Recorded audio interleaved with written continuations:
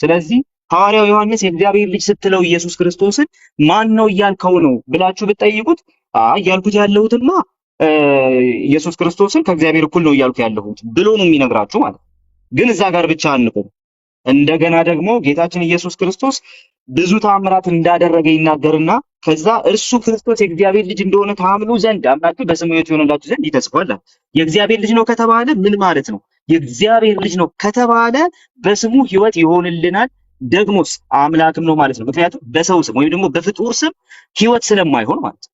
ስለዚህ የእግዚአብሔር ልጅ መሆኑን ማመናችን አምላክ መሆኑን ማመናችን መሆን አለበት ማለት ነው። ለዛ ነው ጌታዬ አምላኬም ብሎ የመለሰለት ቶማስ ለኢየሱስ ክርስቶስ ጌታዬ አምላኬም ብሎ የመለሰለት ትልቁ ምክንያት እሱ ሐዋርያው ዮሐንስ ይህንንና የእግዚአብሔር ልጅነቱን አስተሳስሮ የሚያስቀምጥበት ምክንያትም እሱ።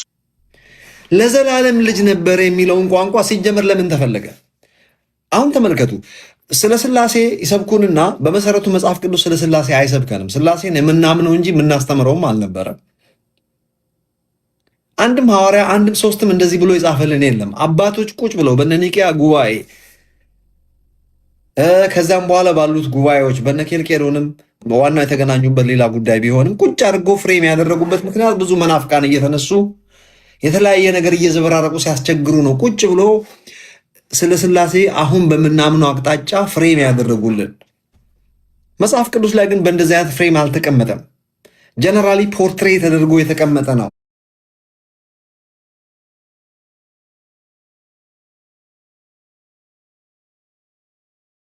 ያሳየው እንላለን። ይሄ የመጀመሪያው ነገር ነው። ሁለተኛው ነገር ደግሞ በዮሐንስ ወንጌል ምዕራፍ 5 ላይ ቁጥር 18 ላይ ኢየሱስ ክርስቶስ የተናገረው ነገር ነው። ዮሐንስ ወንጌል ምዕራፍ 5 ቁጥር 18 ላይ ቁጥር 17 ላይ አባቴ እስከዛሬ ይሰራል እኔም ደግሞ እሰራለሁ ብሎ ልጅነቱ ቀጥታ አብ ሲሰራ የሚሰራበት የመሆኑን ጉዳይ ግልጽ አድርጎ አስቀምጧል። ኦኬ፣ አብ ይሰራል እሱም ይሰራል። አብ ሲሰራ ወይ ያዌ ሲሰራ እኛም እንሰራለን የሚሉ አይደሉም። ልጅነቱ የተቀመጠበት ክላስ ሌላ ነው ማለት ነው። ቁጥር 18 ላይ ስንመጣ ግን ሰንበትን ስለሻረ ብቻ አይደለም ማለት ዮሐንስ ነው የሚናገረው ይሄንን ነገር ግን ደግሞ ራሱን ከእግዚአብሔር ጋር አስተካክሎ እዚህ ቦታ ላይ የተቀመጠውን ቃል ኢሶስ የሚለው የግሪክ ቃል አሁንም እኩል ማለት ነው። ሌላ ትርጉም ከእግዚአብሔር ጋር ራሱን እኩል አድርጎ እግዚአብሔር አባቴ ነው ስላለ ስለዚህ ሊወልድ ይፈልጉት ነበር።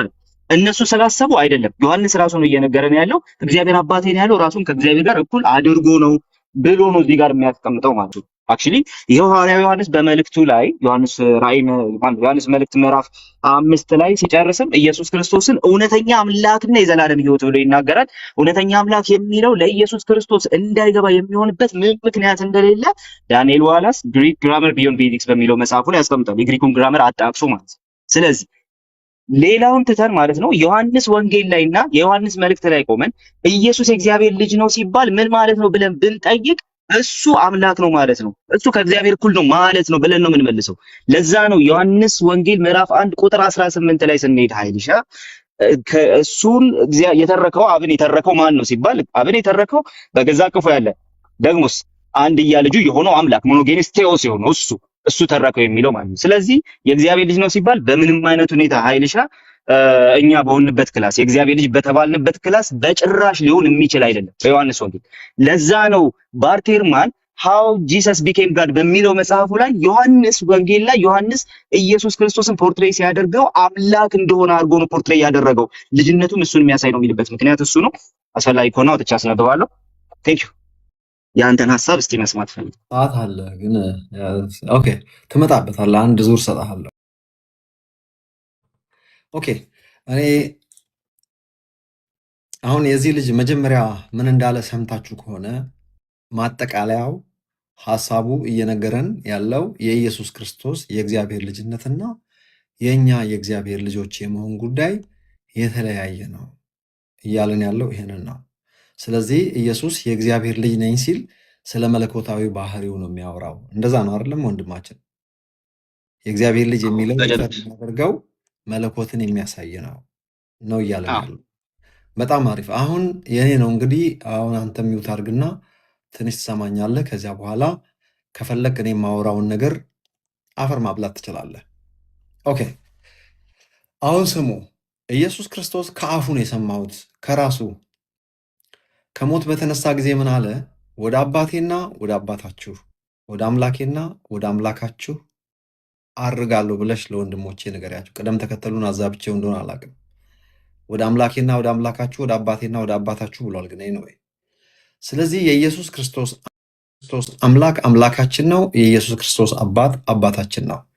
ኢየሱስ ክርስቶስ ይህን ቋንቋ የተናገረው በመለኮታዊ ባህሪው ወይስ በሰዋዊ ባህሪው? በሰዋዊ ሰው ስለሆነ ነው ይህን ቋንቋ የተናገረው። ቃል በቃል መጽሐፍ ቅዱስ እርሱ ከእግዚአብሔር ዘንድ የተገለጠ ሰው ነበር ነው የሚለው። ሰው እግዚአብሔር አይደለም። ይህንን ነገር ማወቅ አለብን። እግዚአብሔርም ሰው አይደለም፣ ሰውም እግዚአብሔር አይደለም። ሰው ሰው ነው፣ እግዚአብሔር እግዚአብሔር ነው። ስለ ኢየሱስ ክርስቶስ መጽሐፍ ቅዱስ ወንጌላት እንዴት ጻፉልን? ከእግዚአብሔር ዘንድ የተገለጠ ሰው ነበረ። ያ ብቻ አይደለም፣ አንድ እግዚአብሔር አለና በእግዚአብሔርና በሰው መካከል አንድ መካከለኛ አለ፣ እሱም ሰው የሆነው ኢየሱስ ክርስቶስ ነው። እነዚህን ጥቅሶች ስጠቅስ እርግጠኛ ነኝ ወንድማችን በልቡ ሊያሰብ የሚችለው እነዚህ ነገሮች እኮ ሰዋዊ ባህሪውን እኮ እኛም እናምናለን፣ አዲስ ነገር አይደለም ሊል ይችላል። አይነው እንደሚያምን ጉዳዩ ይሄ አይደለም። እኔ ልናገር የፈለግኩበት ሀሳብ ስላለ ነው።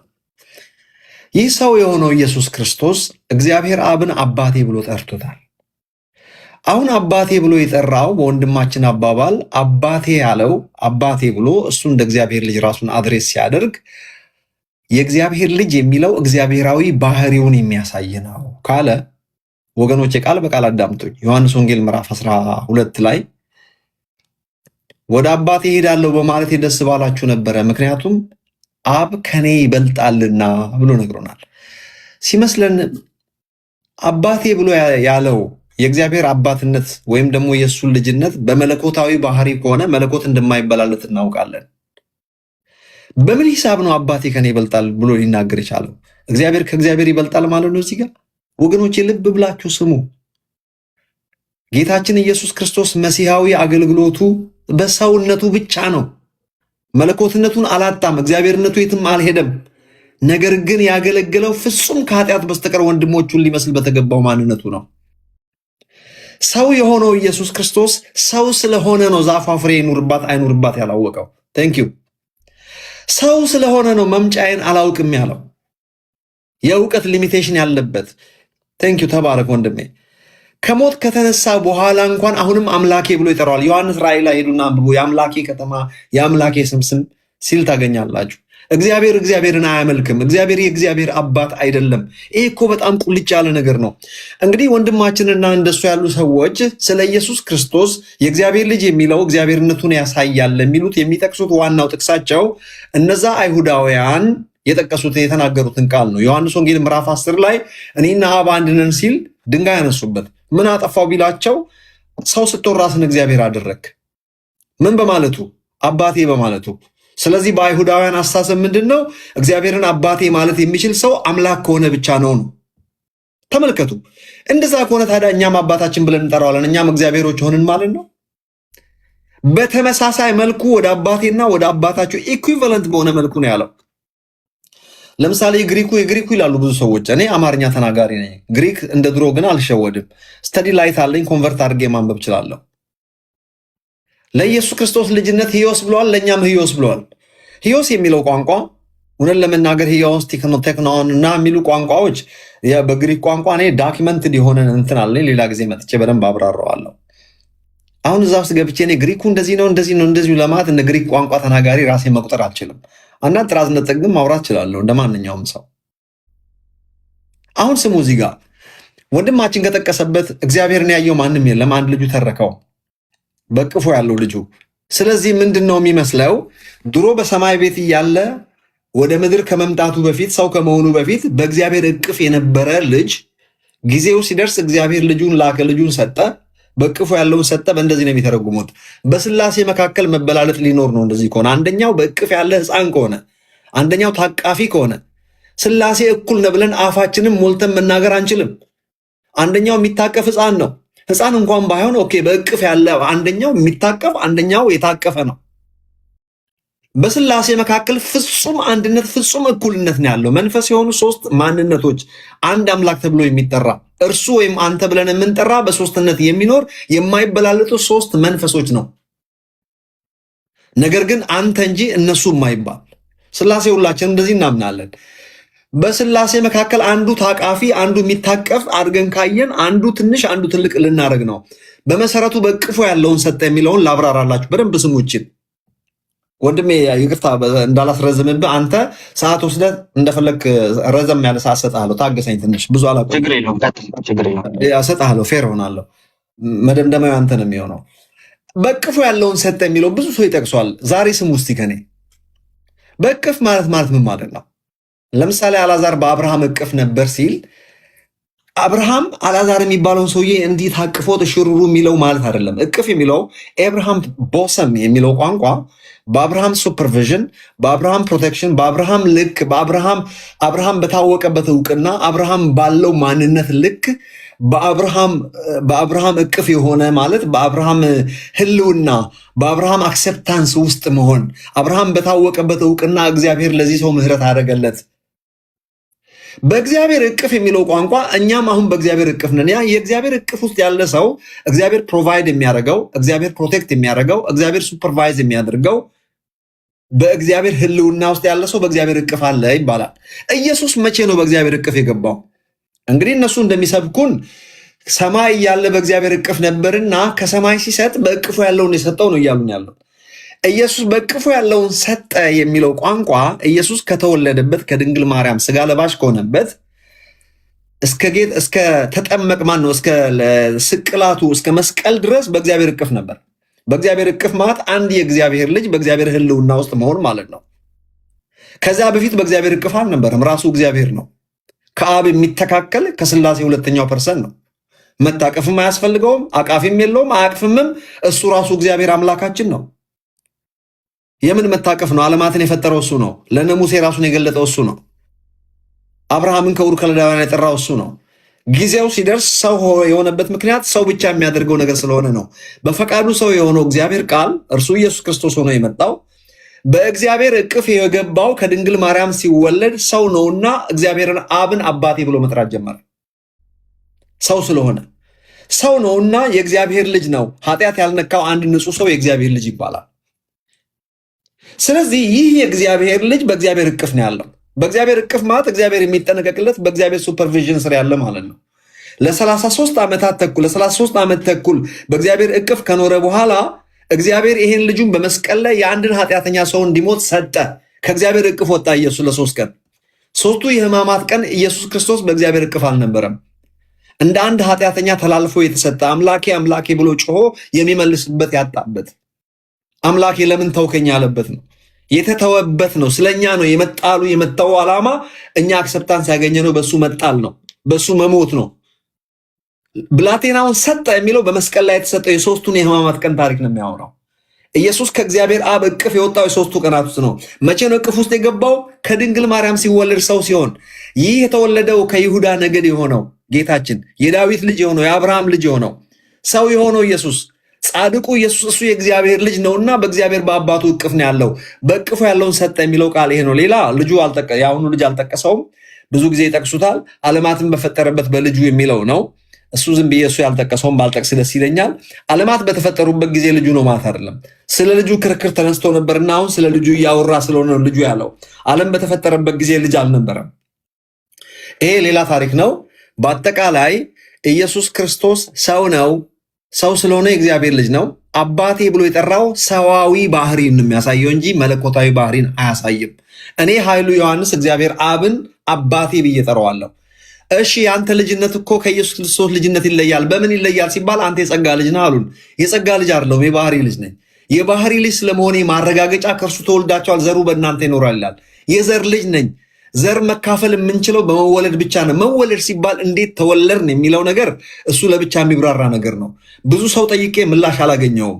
ከእግዚአብሔር ተወልደሃል የአዲስ ኪዳን ላይ ብዬ ስጠይቃቸው አዎ አዲስ ኪዳን ላይ ተወልጃለሁ። በእርግጥ ተወልደሃል? የስ።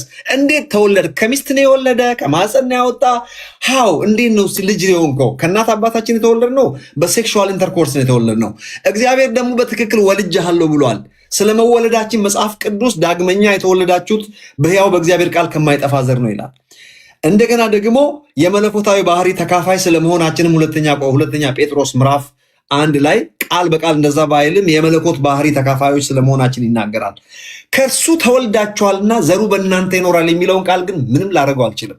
ሁለተኛ ዮሐንስ ወንጌል ምዕራፍ 1 ቁጥር 12 ላይ እነርሱም ከእግዚአብሔር ተወለዱ እንጂ ከደም ወይም ከስጋ ፈቃድ ወይም ከወንድ ፈቃድ አልተወለዱም፣ ተወልጄ ነው ልጅ የሆንኩት የሚለው ላይ ብዙ የአበሻ ጴንጤ በአዲስ ኪዳን ላይ አትሊስት መወለዱን ይስማማል። ተወልደ ነው? የስ ተወልጄ ነው። የእግዚአብሔር ወልዶ ነው ልጅ ያደረገው? የስ ተወልጄ። የባህሪ ልጅ ነህ? አዎ የባህሪ ልጅ ነኝ።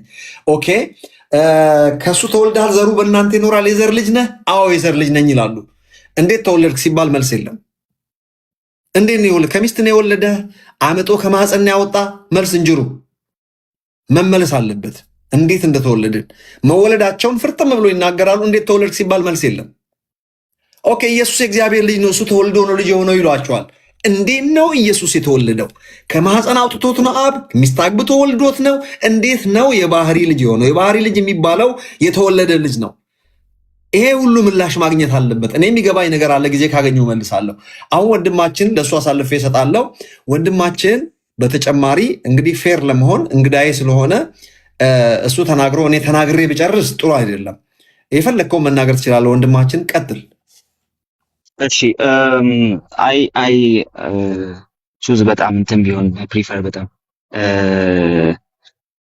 ባክ ኤንድ ፎርዝ ቢኖረን ኢቨን ይሄኛው ሰዓት እቺ አልወድም። እሱ ለምን መሰለህ አልወደው፣ ምንም ትርጉም የለውም። ዝም ብሎ ሲጨቃጨቁ መሆኑ እንደዚህ ነው አይደለም፣ እንደዚህ ነው አይደለም፣ እስቲ ማስረጃ አምጣ፣ እንደዚህ ነው የገባህን ንገረን። ሰው እየተማረ ነው፣ ተራው ያንተ ነው። እኔ አይ ፕሮሚስ አልናገርም ካንተ ቀጥዬ ወደ ሌላ ሰው ነው የምሄደው፣ ልተኛ ስለሆነ ቀጥል አንተ የፈለግከውን። መልካም እሺ፣ ፌር ሆንኩልህ። ለአንተ ቻንሱን የሰጠው አፈራርሰህ መውጣት ትችላለህ።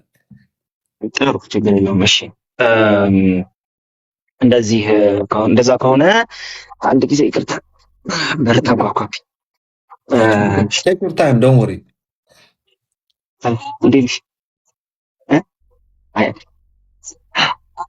ይቅርታ ጉዳይ ማንም የለም። እሺ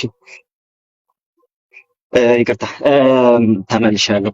እሺ ኃይሌ በነገራችን ላይ የት ሀገር ነው የምትኖረው? እኔ ሀገር ውስጥ ነኝ፣ ኢትዮጵያ ነው። ኢትዮጵያ ነው የምትኖረው? ያ እዚህ ከውስጥ ስልክህን ጻፍልኝ።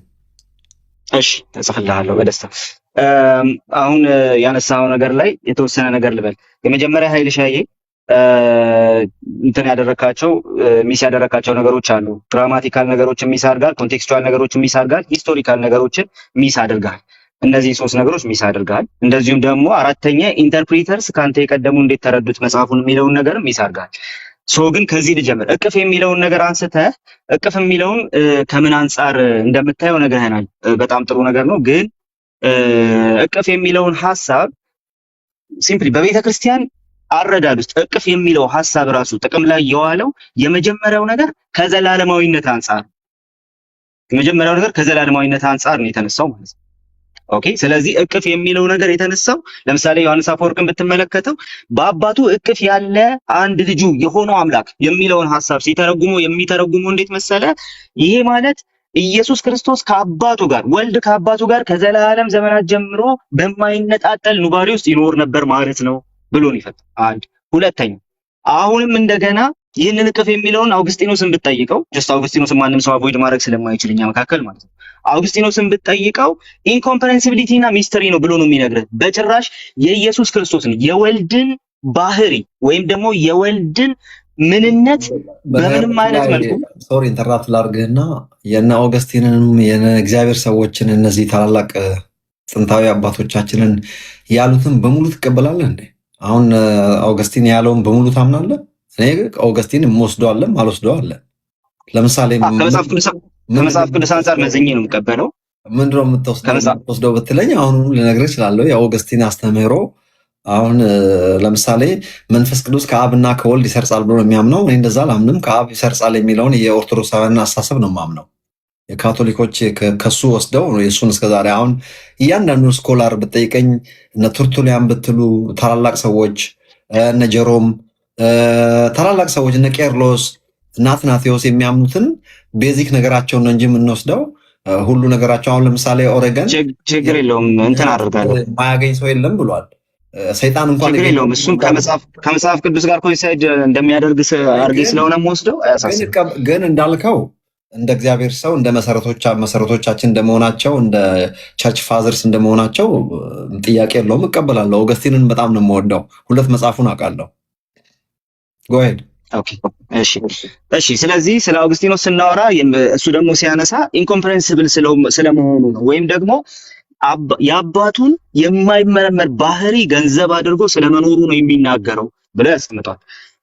ሶስተኛ ላይ ደግሞ ማነሳለ ከዚህ ጋር በተያያዘ ቄርሎስ ዘእስክንድርያ ነው። ቄርሎስ ዘእስክንድርያ ደግሞ ፐርፌክት ናውሌጅ የሆነውን የአባቱን ፐርፌክት የሆነ እውቀት ኦኬ፣ ወይም ደግሞ አባት ልጁን እንደሚያውቅ እንደዛው ልጅ አባቱን ፐርፌክት በሆነ እውቀት እየተዋወቁ የመኖር ጉዳይ ነው ብሎ ይናገራል። ስለ መለኮታዊ እውቀቱ ነው የሚናገረው ብሎ ያስቀምጣል። በአጭሩ በእቅፉ የሚለውን ሐሳብ ስናነሳ ኃይልሻ ስለ ኢየሱስ ክርስቶስ አምላክነት ዘላለማዊነትና ከአብ ጋር ከዘላለም ዘመናት በፊት ሼር አድርጎ ይኖር የነበረውን ባህሪውን ነው የምናነሳው ነው። አምብሮስንም ብትጠይቅ ተመሳሳይ ይናገራል። እሱም ደግሞ ምንድነው በጊዜ ውስጥ የሚወሰን ግንኙነትን ሳይሆን ከጊዜ ውጪ የሆነ ከስፔስ ውጪ የሆነ ከአብ ጋር የነበረውን ኢንቲሜት ሪሌሽንሺፕ ነው የሚያሳየው ይላል። በአጭሩ ይሄንን እቅፍ የሚለውን ቃል ይዘ በቀጥታ አብና ወልድ ያላቸውን ግንኙነት አባትና ልጅ ያላቸውን ግንኙነት መመርመር ከፈለክ ኃይልሻ በቀጥታ የምታርፈው ኢየሱስ ክርስቶስ ልጅነቱ የሚያሳየው አምላክነቱን በመናገር ላይ ነው ብለህ ነው የምታርፈው። ግን እሱ ብቻ አይደለም። ግራመሩን ደግሞ እንመልከት።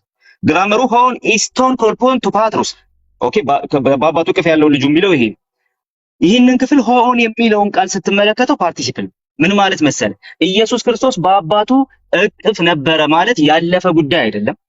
ኦር ደግሞ የሆነ ሰዓት ላይ የሚቆራረጥ ጉዳይ አይደለም። በግሪኩ ኮንቴክስት ውስጥ ስትመለከተው ይሄ ፓርቲሲፕል which means የማይቆራረጥ ዘላለማዊ የሆነ ከአብ ጋር ያለን ግንኙነት የሚያሳይ ነው እንጂ በምንም አይነት ሁኔታ እቅፍ የሚለው ጊዜያዊ ነገር ነው የሚያሳይ አይደለም። ጭራሽ የኢየሱስን ልጅነት ዘላለማዊ ያደርገውና በቀጥታ ኢየሱስ አምላክ ነው የሚለውን ነገር ያስይዛል ማለት ነው።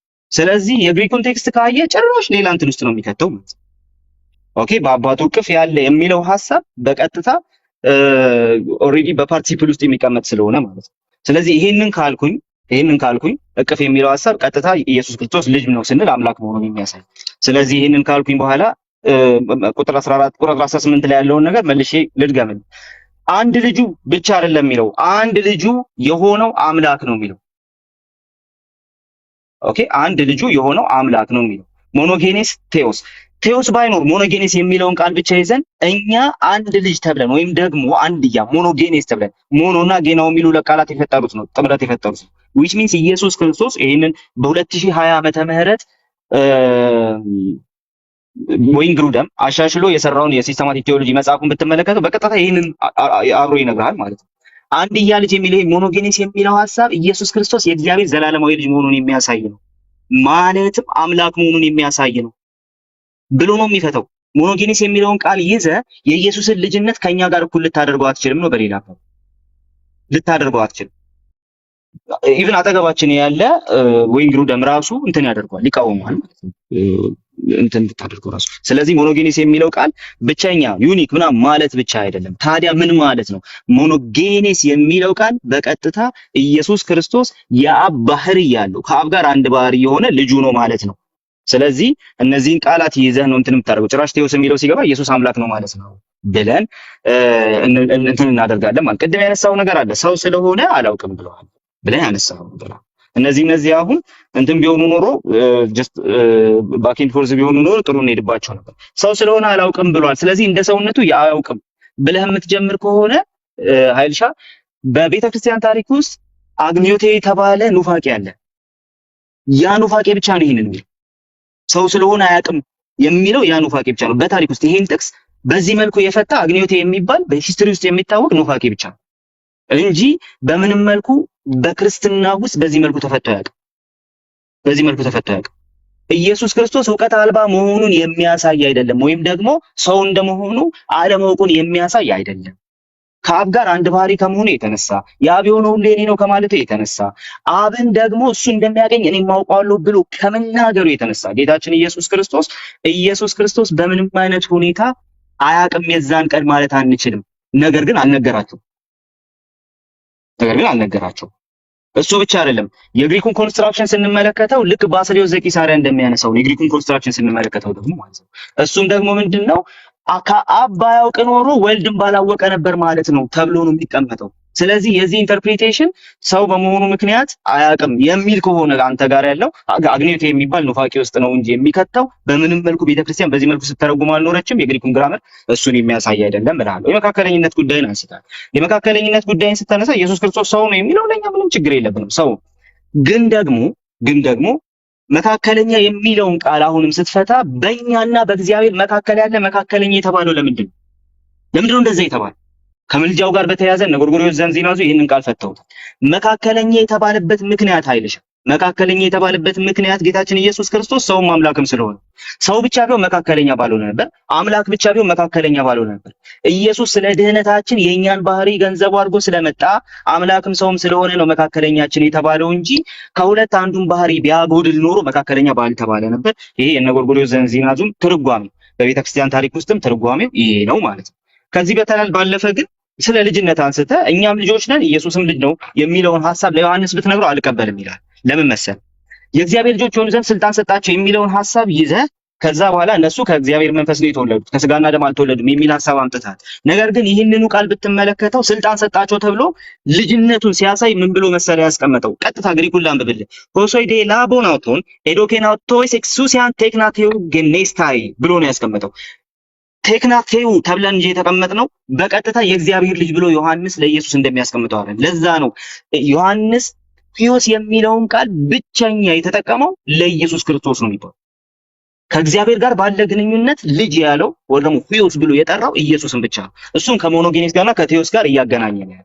ጌታችን ኢየሱስ ክርስቶስ ብቻ ነው በዮሐንስ ወንጌል የእግዚአብሔር ልጅ ሲባል ሂዮስ የሚል ቃል ጥቅም ላይ የዋለው እንጂ ኢየሱስ እኛን የእግዚአብሔር ልጆች ሲለን ቴክናይ ብሎ ነው ያስቀመጠው።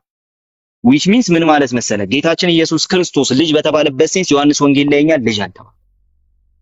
ሌላ ቦታ ላይ ሂዮስ የሚሉ ቃሎችን ልንጠቀም እንችላለን። እዚህ ቦታ ላይ ግን አንጠቀም፣ ወይም ደግሞ ዮሐንስ ወንጌል ላይ አንጠቀም። እሱ ብቻ አይደለም እኛን ልጆች አደረገን ሲል ሐዋርያው ጳውሎስ አባባት ብሎ የሚጮህ የልጅነት መንፈስ በውስጣችን አድርጓል ብሎ ሲናገር ሁዮቴሲያ የሚል ቃል ነው የሚናገረው። ማደጎ ማለት የማደጎ ልጅ ማለት ልክ አውግስጦስ ቄሳርና ጁሊየስ ቄሳር ያላቸው አይነት ግንኙነት ማለት ነው። ኦኬ። ስለዚህ አልወለደውም፣ የማደጎ ልጅ ነው። ስለዚህ ሁዮቴሴ የሚለውን ቃል ነው የምትጠቀሙ። ኢየሱስ ክርስቶስ ልጅ ነው ስንል እኛ በሁዮቴሴ አይደለም የምንጠቀመው። እንዴት ነው የምንጠቀመው? ኢየሱስ ራሱን ልጅ ብሎ እንደጠራው ከእግዚአብሔር እኩል እንዳደረገው ዮሐንስ ነው የሚለው፣ እሱን እኛ አይደለንም። አይሁድ ቢሉ ጥሩ ነበር፣ ዮሐንስ ነው ያለው። እሱ ብቻ አይደለም ግን ዮሐንስ ወንጌል ምዕራፍ 5 ላይ እንደ ልጅነቱ የሚያደርገውንም ይነግራል። ኃይልሻይ ዮሐንስ ወንጌል ምዕራፍ 5 ላይ እንግዲህ ጊዜ ስለሰጠኝ ይሄኛው ልበልና ልጨርስ። ዮሐንስ ወንጌል ምዕራፍ 5 ላይ እሺ፣ ዮሐንስ ወንጌል ምዕራፍ 5 ላይ ይህንን ሊገሉት አብዝተው የፈልጉት የነበረው ልጅ ነኝ ብሎ የእግዚአብሔር ልጅ ነኝ ብሎ ወይ ደግሞ እግዚአብሔር አባቴ ነው ብሎ ራሱን ከእግዚአብሔር እኩል ስላደረገ ነው አለና ቁጥር 19 ላይ እንዲህ አለ። ስለዚህ የሚለው ቃል ለዚህ ሊገሉት ይፈልጉ ለነበረው ምክንያት የሚያስቀምጠው ነገር ነው። እውነት እላችኋለሁ አለና አብ ሲያደርግ ያየውን እንጂ ወልድ ከራሱ ምንም ሊያደርግ አይችልም። ወደ ሌላ ጉዳይ ፈጥነ ከመግባት በፊት ምን ይላል? ያ የሚያደርገውን ሁሉ ወልድ ደግሞ ይህን ያደርጋል። አብ የሚያደርገውን ሁሉ ወልድም ያደርጋል። ኦኬ። ስለዚህ ወልድ ከአብ ተለይቶ የሚያደርገው ነገር የለም ነው። ሊያደርግ አይችልም የሚለው ከኢምፖተንስ አንፃር የተነገረ ነገር አይደለም። ቁጥር 20 ላይ አብ ወልድን ይወዳል የሚያደርገውን ሁሉ ያሳየዋል፣ እናንተም ትደነቁ ዘንድ ከዚህ የሚበልጥ ስራ ያሳየዋል አለና ቁጥር 21 ላይ አብ ሙታን ያስነሳል፣ እንደዚሁም ሕይወት ይሰጣቸዋል። ወልድ ደግሞ ለሚወዳቸው ሕይወት ይሰጣል። ሰዎች አብን ያከብሩታል፣ ወልድንም እንዲያከብሩት ፍርድን ሁሉ ለወልድ ሰጠው እንጂ አብ በአንድስ እንኳን አይፈርድም። ምን ማለት ነው ይሄ? ሰዎች ሁሉ አብን እንደሚያከብሩት የሚለው ሐሳብ ኦኬ ለወልድ ሲውል ኢየሱስ ክርስቶስ የእግዚአብሔር ልጅ ባይሆንና ኦኬ ዝም ብሎ ፍጡር ቢሆን ኖሮ ባቢሎናውያን እንዲማረኳቸው ያደረገ የማጋራት ወይም ደግሞ የጣዖት አምልኮ ኃጢአት ውስጥ ተገቡ። ምክንያቱም አብ እንደሚከበር እንደዛ ወልድ አይከበር። በእነሱ እይታ ውስጥ እንደዛ ስለሆነ ማለት ነው። አብ እንደሚከበር እንደዛ ወልድ ከተከበረ ኢየሱስ ክርስቶስ ልጅነቱ አምላክነቱን የሚያሳይ ነው እንጂ እንደኛ አይደል። ኦኬ። ስለዚህ ጌታችን ኢየሱስ ክርስቶስ የእግዚአብሔር ልጅ የተባለበት ሴንስ የአባቱን ባህሪ ከዘላለም ጀምሮ ገንዘብ አድርጎ ከመኖሩ የተነሳ ነው እንላለን። ኦኬ ታንክ ዩ ሶ ማች። አይ ኖ የሚበቃህን ያህል ሰዓት ሰጥቻለሁ። መቼም ፌር ነኝ አይደለ? አይ ፌር ነህ። ባኪንግ ፎርዛን ብቻ ከለከልከኝ። ያልጨረስከው ነገር አለ የምትናገረው ነገር? አንድ ደቂቃ ውሰድና ጨርስ። እሺ 1 ደቂቃ ወስጄ ጨርሳለሁ። ባኪንግ ፎርዛን ብትፈቅዳት አሪፍ ነበረ፣ ደስ ይለኝ ነበር። ሶ ፖይንቴ ምንድነው? አሁን ያነሳቸው ሙግቶች ማለት ነው አንደኛ የግሪኩን ግራመር የጣሰ ነው። ሁለተኛ ከኮንቴክስት ጋር ፈጽሞ የማይገናኝ ነው።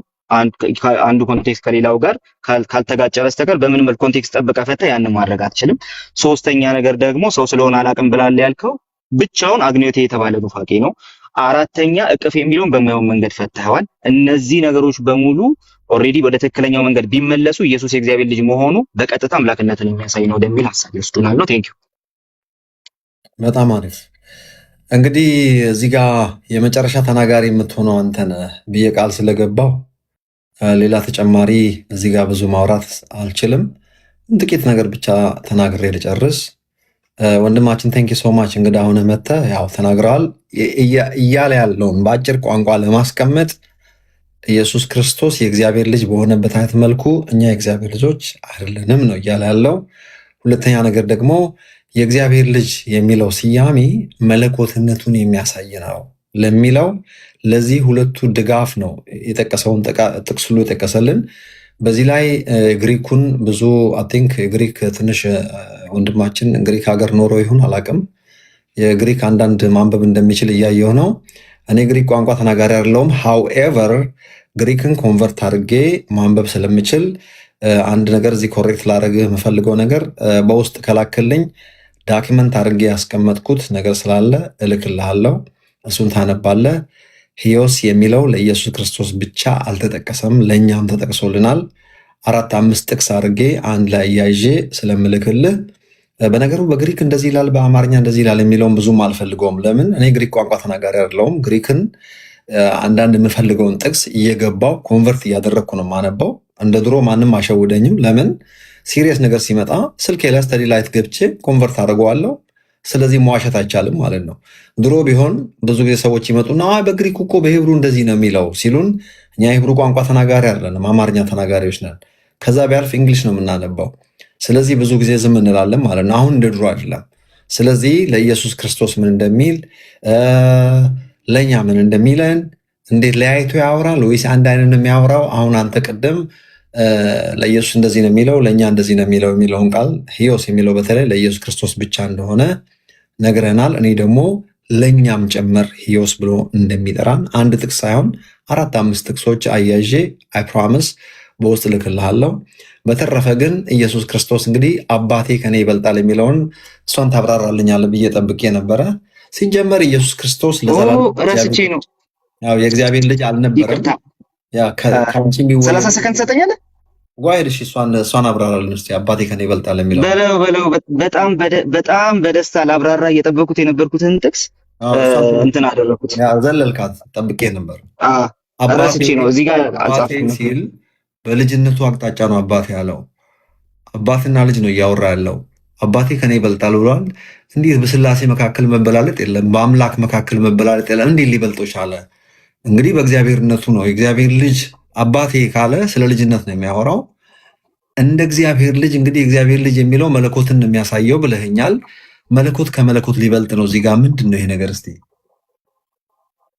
በጣም አሪፍ ጥያቄ። እሺ እንትን አድርጌ ነው ይቅርታ። በጣም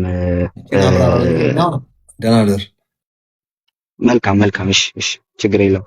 እሺ አባቴ ከኔ ይበልጣል የሚለውን ቃል መለኮትነት ከአብ ከመለኮትነት ይበልጣል ወይም ደግሞ በባህሪ ከኢየሱስ ክርስቶስ ከአብ ጋር ይበላለጣል ማለት አይደለም። አንደኛ ከኮንቴክስቱ አንጻር፣ ሁለተኛ ደግሞ ከእንትን አንጻር ይበልጣል የሚለውን ሐሳብ ሌሎች ተጓዳኝ መንባባት ውስጥ ከምናገኝበት መንገድ አንጻር ማለት ነው። ስለዚህ መጀመሪያ እንትኑን ላሳያችሁ፣ ይበልጣል የተባለበት ሴንስ ምን እንደሆነ ኮንቴክስቱን ራሱን ይዤ ላሳያችሁ።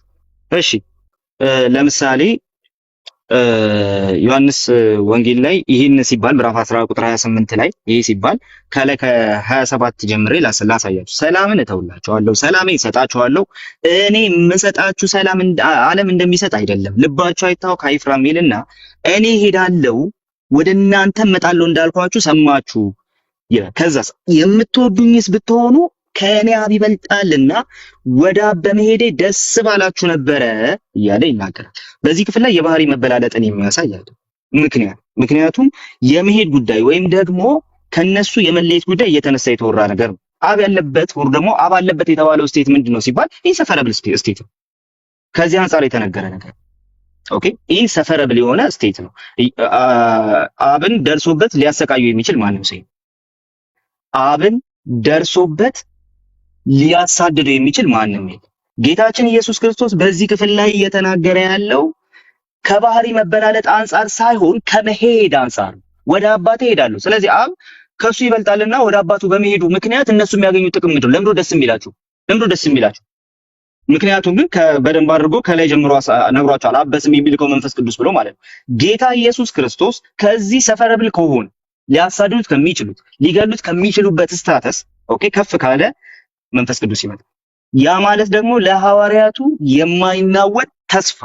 ስለዚህ መንፈስ ቅዱስ እንዲመጣ ጌታ ኢየሱስ ክርስቶስ ኦኬ ወደ መጣበት መመለስ አለበት፣ ወይም ደግሞ ወደዛ ስቴት ኦፍ ግሎሪ መመለስ አለበት። አብ ያለበት ስቴት ኦፍ ግሎሪ በሰዓቱ ወልድ ካለበት ስቴት ኦፍ ግሎሪ የተለየ ወይም ደግሞ የበለጠ ነው። ለምን ሲባል ወልድማ በአጭር ቁመት በጠባብ ደረት እንደሚባለው ተወስኖ መጥቷል። ኦኬ ደሞስ ሊሰቃይ ነው፣ ለስቃይ ነው የመጣው፣ ሊሞት ነው የመጣው። ከዚህ ስቴት ውስጥ አይደለም አብ። ስለዚህ አብ ከኔ ይበልጣል የሚለው ሐሳብ ከዚህ ስቴት የተነሳ የተነገረ ነው እንጂ ከባህሪ አንጻር አይደለም። ከባህሪ አንጻርማ ቁጥር 18 ላይ 5:18 ላይ ጨርሶታል። እግዚአብሔር አባቴ ነው ብሎ ራሱን ከእግዚአብሔር እኩል አድርጓል። እዚህ ቦታ ላይ ስፓሻል የሆነ ነገር እየተወራ ነው። ያ ስፓሻል የሆነ ነገር ደግሞ በቀጥታ ከስፍራ ጋርና ከዚህ ከሰፈረብልና የሰፈረብል ስቴት ጋር የተገናኘ ነው እንጂ የባህሪ መበላለጥ አይደለም። ኃይልሻ በጭራሽ እንደዛ አይደለም። ለዛ ነው እንትን ላይ ስትመለከት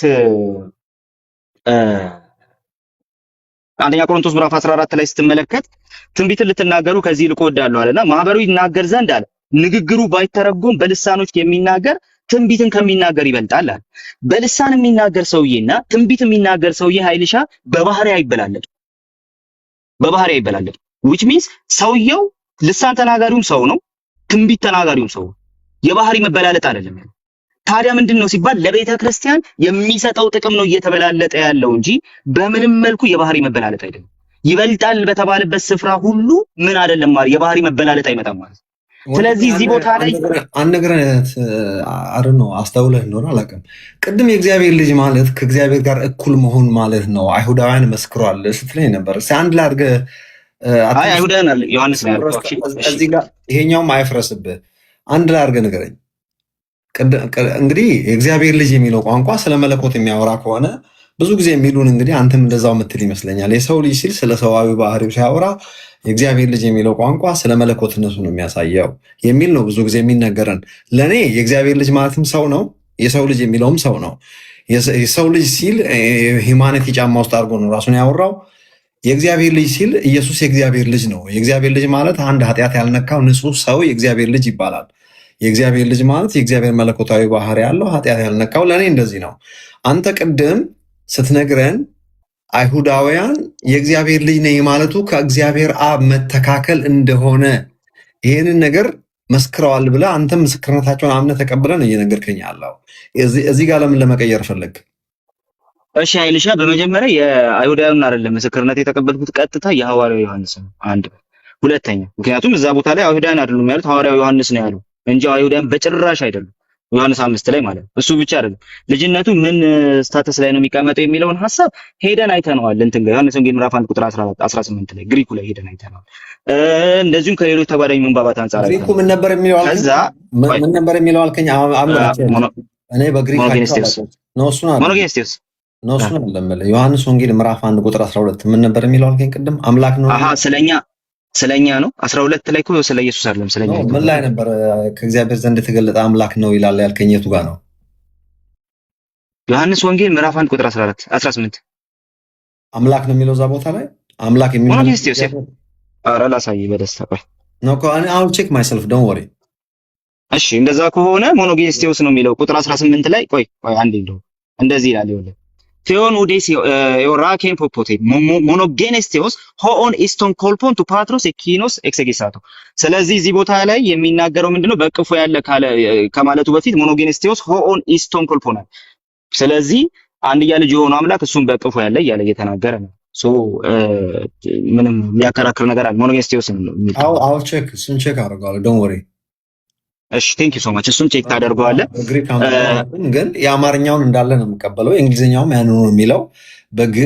በግሪክ ቋንቋ ሌላ ነገር ይላል ብትለኝ፣ ስለዚህ ወይ ትርጉሙን አንደኛውን መጣል አለብን። ይሄንን የተለያየ ነገር የሚያወራ ለዛ እኮ ነው አዲሱ መደበኛ ትርጉም አሁን ከግሪኩ ጋር በጣም ኮኢንሳይድ ስለሚያደርግ ሄዶ የሚያሳየው አዲሱ መደበኛ ትርጉም ካየ ማለት ነው። ጀስት እጅ ላይ ካለው ራሱ ትችላለህ።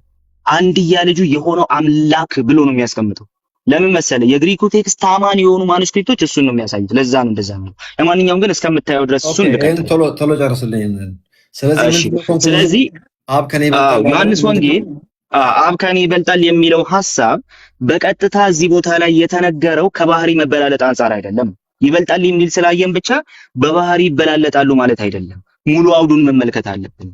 አውዱን ስንመለከት ሰላሜን እሰጣችኋለሁ ዓለም እንደሚሰጥ አይደለም እያለ እሄዳለሁ ወደ እናንተ እመጣለሁ እያለ ይናገራል። ስለዚህ የምትወዱኝ ብትሆኑ አብ ከኔ ይበልጣልና ወደ አብ በመሄዴ ደስ ባላችሁ ነበር የሚለው ሐሳብ ጌታ ኢየሱስ ክርስቶስ አሁን ካለበት ሰፈርብል ከሆነ ስቴት ወደ አባቱ ሲሄድ የሚኖርበት የትንሣኤ ክብር አለ። ከዛ የትንሣኤ ክብር አንጻር የተነገረ ነው። እዛ ክብር ውስጥ አብ ኦልሬዲ አለ። ጌታ ኢየሱስ ከሞት ተነስቶ ወደዛ ኢንሰፈረብል ስቴት ሲገባ ያለውን ያንን ነገር እንጂ የሚያሳየው የባህሪን አይደለም። ለዛ ነው አንደኛ ቆሮንቶስ ላይ ልሳን ከሚናገር ትንቢት የሚናገር ይበልጣል ሲል የባህሪ መበላለጥ ሳይሆን ያለው ሲምፕሊ ለቤተ ክርስቲያን የሚሰጠው ጥቅም መበላለጥ ነው ያለው።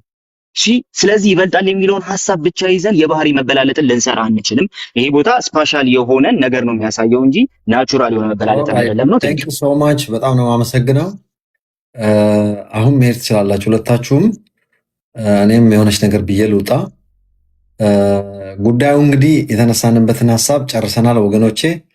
ወንድማችን እስካሁን ሲያብራራልን የነበረው በሙሉ የኢየሱስ ልጅነትና የእኛ ልጅነት የተለያየ ነው የሚል ነው። ለእኔ ደግሞ መለያየት ከቻለ ሲጀምር ክርስትናው ራሱ ልክ አይደለም። እግዚአብሔር ሰው መሆን ያስፈለገው የተለየ ሰው ሊሆን ሳይሆን እኛን የሆነው ከኃጢአት በስተቀር የተፈለገውም ዓላማ ከሰው መካከል ይህን ሊያሟላ የጽድቅ ብቃት ያለው ስለሌለ ሰው ብቻ የሚሰራው ስራ ስለሆነ አምላክ ሰው ሲሆን ሰው ነው የሆነው። እንደኔና እንደናንተ ምንም የተለየ ነገር የለም። ጌታችን ከይሁዳ ነገር ነው። ይህ ሰው እርሱ የእግዚአብሔር ልጅ ነው። ስለዚህ ለእኛ ምላሽ መሆን የሚችለው የእግዚአብሔር ልጅ ማለት ምን ማለት ነው የሚለው ነው። የእግዚአብሔር ልጅ ማን ነው? የእግዚአብሔር ልጅ ሲባል ምን ማለት ነው? ሲጀምር ወገኖቼ፣ ሶሪ መቼም ጨምሬ አልናገርም ብዬ ነበረ። እዚህ ጋር ላብቃ። የእግዚአብሔር ሌላ ጊዜ መጥቼ እናገራለሁ። የእግዚአብሔር ልጅ በመሆን ከኢየሱስ ክርስቶስ እኛ እንቀድማለን። ሲጀመር እንድታውቁ የምፈልገው ነገር አጭር ሀሳብ ትሰጠኛለህ አይደል? አይልሻ ኖ ጨርሻለሁ። ቻንስን ሰጥተው የለም እንዴ? በሉ ደህና ሁሉ። ትንሽ ደቂቃ አስጠይሽ። እሺ አይ ከመጨረሱ በፊት ግን ኃይልሻን ጥያቄ ላቀርብለት ነበረ። አቡ በእናታችሁ በቃኝ። እኔ አሁን ሌላ ጊዜ እናወራለን። እሺ አይ ጥያቄ የማይቀበልም ቃሌ አይደለም አይደለም ጥያቄ ስለ ዲቤት። እሺ አይ እንደዚህ ኮስት አድርገህ ነው ለምን ዲቤት አናደርግም? ወይ ገለልተኛ ሰው ቤት ዲቤት ብናደርግ በጣም ደስ ይለኛል። ኃይልሻ አላረግም። ከጳውሎስ ፍቃዱ ጋር ነው ዲቤት ማድረግ የምፈልገው ከአንተ ጋር። እኔ ጳውሎስ ፍቃዱ ነው ክያ አይደለም የራሴ ነው። ቆይ ስማኝ ይሄው መናገር ባትፈልግ ሰፊ ጊዜ ሰጠው በቤቴ። ለምንድን ነው ዝም ብዬ ወዲያ ወከባ ፈጥሬ ወይም ደግሞ አንተ ላለመቀበል ችል ነበር። አላውቅሃለሁ። ፐርፐዝሊ ነው የሰጠው። የምትናገረውን መስማት ስለፈለግኩ አክብሬህም ምንም ጣልቃ ሳልገባብህ ሰፊ ጊዜ ወስደ በግሪኩ በምኑ እያጣቀስክ ሰጥተህ ነግረህናል። በነገራችን ላይ ፎር ዩር ኢንፎርሜሽን በግሪኩ እንደዚህ ነው በግሪኩ እንደዚህ ነው የሚለው አንዳንዱ ዋጋ እንደሚያስከፍለን እወቅ። ኦኬ። አንዳንድ ጊዜ ደግሞ ለምሳሌ በአማርኛ ከተናገርን በአማርኛ መጨረስ አለብን። ምክንያቱም እኔ ግሪክ ቋንቋ ተናጋሪ አይደለሁም። አሃፍቱ ሰርች አሃፍቱ ጎ ሰርች እንደዚህ አይልም ለማለት አልችልም። መጀመሪያ ሰልችታ ለምሳሌ የሆነ ሰው እንግዲህ ስም አልጠራም እዚህ ጋር አይ እንደዚህ እኮ ነው የሚለው በግሪኩ እንደዚህ ነው የሚለው ብሎ የጻፈውን ሄድኩና ቁጭ ብዬ ዳኪመንት አደረግኩት፣ ሰርች አደረግኩት። በነገራችን ላይ ስልክህን ላክልኝ ያልኩበት ምክንያት ዛሬ እንኳን አሁን ተኛለሁኝ፣ ነገ አይ ፕሮሚስ የምልክልህ ነገር አለ፣ በግል ታነበዋለህ። አጭር ነች፣ 1 ፔጅ ነች። እና ዲቤት አላደርግም እኔ ከማንም ጋር። ዲቤት ካደረግኩኝ የማደርገው ከማን ጋር እንደማደርግ አውቃለሁ። አንተን እንደ ገስት ነው ያስገባው ዛሬ። ለምንድን ነው ከአንተ ጋር ዲቤት ገብቼ እኔ ለእናንተ ክሬዲት የምሰጠው? እናንተ የምትሉትን አላምንም። እኔም ማምነው ኢየሱስ ክርስቶስ የእግዚአብሔር ልጅ በመሆን እኔ እንደምቀድመው ነው የማውቀው። እሱ የዛሬ 2000 ዓመት ገደማ ነው ልጅ የሆነው። እኛ ስንፈጠርም የእግዚአብሔር ልጆች ነን። ልጅነታችንን ዘፍጥረት ምዕራፍ 3 ስላጣን እግዚአብሔር ልጁን የላከው የጠፉ ልጆችን ፈልጎ ለማግኘት ነው። እውነቱ ይሄ ነው። የእሱ ልጅነት ከእንትን አይደለም ግን ባኬን ፎርዛን ስላልፈቀድክልኝ ዲቤት ብናደርግ በጣም ደስ ይለኛል። አሁን ያልከው ራሱ በጣም አይደኛ ስተት ነው። ባኬን ፎርዛን እንደምትጠቀሙባት አውቃለሁ። ለዚህ ነው የማልፈቅደው። ለምን መሰለህ? የምታምንበትን ትናገራለህ፣ የማምንበትን እናገራለሁ። ሰው ቁጭ ብሎ የተቻለ አልበዛ አንተም ትጠይቀኛለህ እኮ እንዲህ ማለት ነው። አንተም ትጠይቀኛለህ። ባይዘው ይኸውልህ ፈርቻ ይቅርታ ጣልቃ ስለገባሁ በነገራችን ላይ አንተም ትጠይቀኛለህ፣ እኔም እጠይቃለሁ። ይኸውልህ እሱን ፈርቻ አይደለም እኔ እንደዛ አልወድም እንደዛ እንጂ የምናገረው ጠፍቶኝ አይደለም። እያንዳንዱ አንተ በተናገርከው ነገር ላይ የምለው ነገር አለኝ። ነገር ግን ይሄ ማለት ምን ማለት ነው? ይሄ ማለት ማለት እሰጥ አገባ አልወድም እኔ እንደዛ ያለ ንግግር። የምታምንበት ሰፊ ቦታ ይሰጥሃል፣ ትናገራለህ። አንተ የተናገርከውን ደግሞ ተራ በተራ አሁን እኔ እዚህ ጋር አንተን ፍጻሜ ያደረግኩበት ምክንያት ምንድን ነው? እንግዲህ ስለሆንክ ነው። አንተ ተናግረ ከጨረስክ በኋላ አንተን አስወርጄ እኔ ሰዓት ወስጄ ልክ ቢኒያም ሽታይ እንደሚያደርገው እንደዛ ማድረግ አልወድም እኔ። በተረፈ የእኔ አመለካከት እዚህ ውስጥ ያላችሁ ሰዎች እንድሰሙ ይፈልጋለሁ። ኢየሱስ ለዘላለም የእግዚአብሔር ልጅ አልነበረም። እግዚአብሔር አምላካችን ከስላሴ ሁለተኛው አካል አምላካችን እግዚአብሔር ነው። ሰው የእግዚአብሔር ልጅ የሆነበት ምክንያት አቋሜን እግረ መንገዴን እንድትሰሙኝ ነው። ዲቤት እያረኩ አይደለም። የእግዚአብሔር ልጅ የመሆኑ ዓላማ ልጆች ጠፍተው ስለነበረ ነው። መጥቶ የኛ ጫማ አዳም የለቀቀበት ቦታ ነው የቆመው። መጥቶ የእግዚአብሔር ልጆች ጠፍተው ስለነበረ ልጆች ተፈልጎ ለማግኘት እግዚአብሔር ልጁን ዘርቶ ልጆችን አጭዷል። የስንዴ ቅንጣት ወድቃ ካልሞተች ብቻዋን ትቀራለች አለ። ስንዴ ወድቃ ሞታ ስንዴዎች ናቸው የሚበቅሉት፣ ሌላ የሚበቅል ነገር የለም። ለዚያ ነው ኢየሱስ ክርስቶስ ወደ አባቴና ወደ አባታችሁ ወደ አምላኬና ወደ አምላካችሁ አድርጋለሁ ያለው። ደህና ሁኑልኝ ለጊዜው፣ ነገ ደግሞ ኧረ ትንሽ ደቂቃ ነው። እንደዚህማ ጥሩ አይደለም፣ እንደዚህ ጥሩ አይደለም። ይሄ ሁሉ ሰዓት ጠብቄ ምንድን ነው ይናገር ብለህ አንተ አልነበርክም? እንደሱ ካልተናገር ስትል ነው ተራህን የሰጠኸው። ቃሌ ይናገር ብያለሁ እኮ እኔ እንድታወሩ ባኬን ፎርስ አንዳርላችሁ እንደሙለት አንድ ነን እኔና ቃሌ አንድ ነን። ግን እያልኩ ያለሁት እኔ ትንሽ ደቂቃ ስጠኝ ነው። አንተ አልለመደብህም እኮ እንደዚህ። እሺ በጓሄድ በጭቅጭቅም ተው። እሺ በመጀመሪያ ደረጃ እንግዲህ ኢየሱስ ክርስቶስ የዘላለም ልጅ መሆኑ መጽሐፍ ቅዱስ ይናገራል። እንግዲህ ዕብራውያን ምዕራፍ 1:1 ላይ ጀምሮ ዓለማትን በፈጠረበት በልጁ ይላል። ስለዚህ ዓለምን የፈጠረው በልጁ እንደሆነ መጽሐፍ ቅዱስ ይነግረናል ማለት ነው። ኃይሉ ጠቅሳትን ጥቅስ ከመጥቀስ አንዷን እሱ ቀድሞ ጠቅሶብሃል። በል እስኪ ሂድ። ቶሎ በል። ቆይ ግድ የለ ይጥቀስ፣ ችግር የለውም። ባይዘ ወይ ያንተን አይዲያ የሚያንጸባርቁ አንተ ክርስቶስ የሕያው እግዚአብሔር ልጅ ነህ ብለው ይሉታል። ይህንን ስጋና ደም አልገለጠልህም አለው። ስለዚህ ስጋና ደም ኢየሱስ ሰው ነው የሚለውን ነገር ስጋና ደም ይገልጠዋል። ችግር የለውም። አይሁድም ያውቃሉ፣ ሙስሊሙም ያውቃል። ሁሉም ሰው ኢየሱስ ሰው ነው ያው የሰው ልጅ ስለመሆኑ ጥያቄ ያለበት የለም። ከነዚህ ዶሴቲዝም ምናምንና ከኖስቲክ አይዲዮሎጂ ካላቸው ሰዎች በስተቀር በቃ ሰው መሆኑን ማንም ያውቃል ማለት ነው። ስለዚህ ሰው ለመሆኑ ለማወቅ ያብ መገለጥ አይጠይቅም። ሰው መሆኑን ለማወቅ ያብ መገለጥ አይጠይቅም። ያብ መገለጥ የሚጠይቀው አምላክ መሆኑን ለማወቅ ነው። አንደኛ እሱ እንግዲህ መጽሐፍ ቅዱስ በግልጽ መንገድ ያን ነው የሚናገረው። ጌታ ኢየሱስ ግን ምን አለ? በዚች አለትነት ቤተክርስቲያን ይሰራለሁ። ስለዚህ ኢየሱስ የእግዚአብሔር ልጅ በሚለው ቃል ቤተክርስቲያኑን እንደሚሰራ ጌታ ተናግሯል። ስለዚህ ቤተክርስቲያን ውስጥ አካል የሚሆኑ ቅድም ከዮሐንስ ወንጌል ምዕራፍ 20 ከ30 እስከ 31 ላይ ባለው ክፍል ላይ ቃሌ አንስቷል። የዮሐንስ ዓላማ ኢየሱስ የእግዚአብሔር ልጅ እንደሆነ በማመን የዘላለም ሕይወት እንደሚገኝ ማለት ነው። እዚህም ማቴዎስ 16ም ግልጽ በሆነ መንገድ በዚች አለትነትን ቤተክርስቲያን ይሰራሉ አለ። ስለዚህ ቤተክርስቲያን በምንድን ነው የተመሰረተችው? በምንድን ነው የተሰራችው ሲባል ኢየሱስ የሕያው እግዚአብሔር ልጅ ነው። በቃ ስለዚህ የቤተክርስቲያን መሰረት ምንድን ነው? ኢየሱስ የሕያው እግዚአብሔር ልጅ ነው። ኢየሱስ የሕያው እግዚአብሔር ልጅ ነው። የቤተክርስቲያን መሰረት እሱ ነው። ስለዚህ ቤተክርስቲያን ኢየሱስ የሕያው እግዚአብሔር ልጅ ነው በሚለው ቃል በሚለው ቴዎሎጂ ከሆነ የተመሰረተችው በሚለው ዶክትሪን ከሆነ የተመሰረተችው ኢየሱስ ሰው ነው በሚለው ነው የተመሰረተችው ወደ ማለት ነው የሚሄደው። ኢየሱስ ሰው ብቻ ነው ማለትም የእግዚአብሔር ልጅ የሚለው አይዴንቲካል ከሰው የሰው ልጅ ከሚለው ጋራ ወይም ደግሞ ይሄ ሰው ለማለት ነው እንደኛው ነው ለማለት ከሆነ ትክክል አይደለም። ስለዚህ የቤተክርስቲያን መሰረትን መናድ ነው የሚሆነው።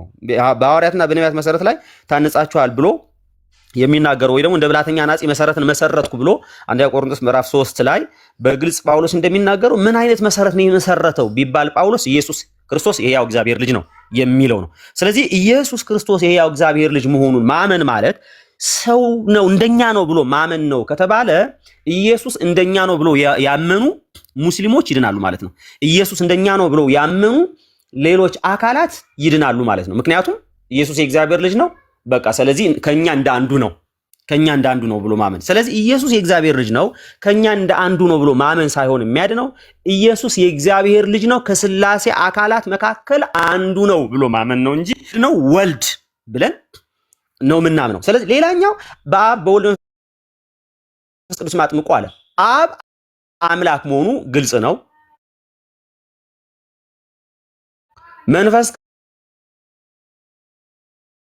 ቅዱስን የሚለው ቃል አምላክነት እንደሚያሳይ ግልጽ ነው። ወልድ ግን የሚለው ሰውነትን ነው የሚያሳየው። ስለዚህ በስላሴ አካላት ውስጥ አብ፣ ወልድ፣ መንፈስ ቅዱስ የሚለውን ነገር ሰው ገባ ማለት ነው። ሰው ብቻ ማለት ይሄ ልጅ የሚለው ሰው ብቻ ያሳያል አለ። ስለዚህ ጥምቀት ሰው ሲጠመቅ በስላሴ ስም ወይም በእግዚአብሔር ስም ሳይሆን የሚጠመቀው በእግዚአብሔርና በሰው ስም ነው የሚጠመቀው ወደሚል ወደ ተሳሳተ ድምዳሜ ያደርሳል። ስለዚህ ወልድን መለኮትነትን ያሳያል፣ አምላክነትን ያሳያል እንጂ ሰውነትን ብቻ ሰው በቃ መሆኑ እንደኛ ልጆች መሆና እንደኛው የሆነው ልጅ መሆኑን ነው የሚያሳየው የሚለው ትክክል አይደለም። ስለዚህ በአብ በወልድ በመንፈስ ቅዱስም ስለዚህ አብም ወልድም መንፈስ ቅዱስም እዛ ሰው የተጠቀሱ ሶስት አካላት አንድ አምላክ አንድ መለኮት አንድ ባህሪ እንዳላቸው የሚያሳይ እንጂ መንፈስ ቅዱስና አብ አምላክ ናቸው እዛ ወልድ ተብሎ የመጣው ግን እንደኛው አይነት ነው ብሎ በስላሴ አካላት መካከል አውጥቶ እንትን ማለት ትክክል አይደለም። ስለዚህ እነዚህ ነገሮችን ትክክል አይደሉም። ስለዚህ ኢየሱስ የእግዚአብሔር ልጅ ነው የሚለው የአብ መገለጥ ነው። ሳጠቃልል ኢየሱስ የእግዚአብሔር ልጅ ነው ብሎ ማመን ያድናል። ኢየሱስ ከዘላለም የእግዚአብሔር ልጅ ነበረ። እግዚአብሔር ልጁን ላከ። በልጁ በኩል ሰዎችን ይድናሉ። ስለዚህ ሰው በልጁ በማመን ነው የሚድነው። ስለዚህ ይሄ ጆሐናይን ቴዎሎጂ የዮሐንስ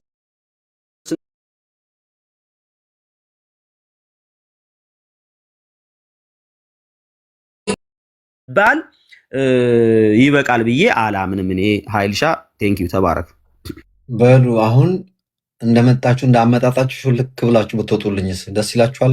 እኔም አጠቃላይ ሰጥቼ ልውጣ። እሺ መልካም ጊዜ ይሆንልህ። ሌሎቹ ቅድም የሰው ልጅ የሰንበት ጌታ ምናምን የሚሉት ሀሳቦች ላይ ደግሞ መቼ ነው የምትከፍተው? ብመጣ እኔ ካሁን ዝም ቁጭ ብዬ ድቤት ሳር ነው እንደምለው ከአጋጣሚ ካገኘና ልክ እንደዛሬ ከመጣ አስገባሃለሁ። እሺ በቃ ጋይስ ኃይልሻ ሲከፍት ሼር አድርጉልኝ ካላየሁኝ። ተባረክ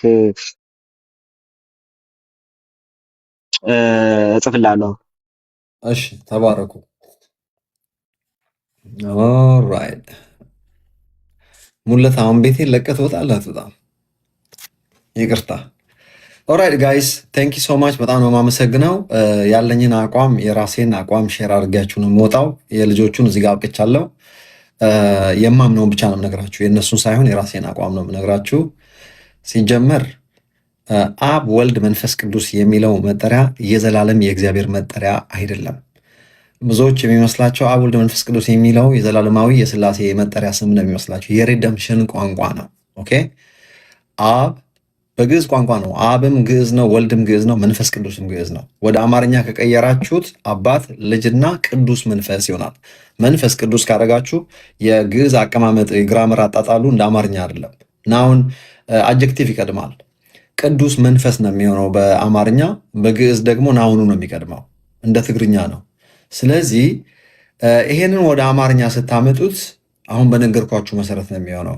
አብ ወልድ መንፈስ ቅዱስ የሚለው መጠሪያ በነገራችን ላይ አብ ተብሎ የተጠራው ወደዚህ ምድር አልመጣም፣ ሰውም አልሆነም፣ በቅባት መልክም አልመጣም።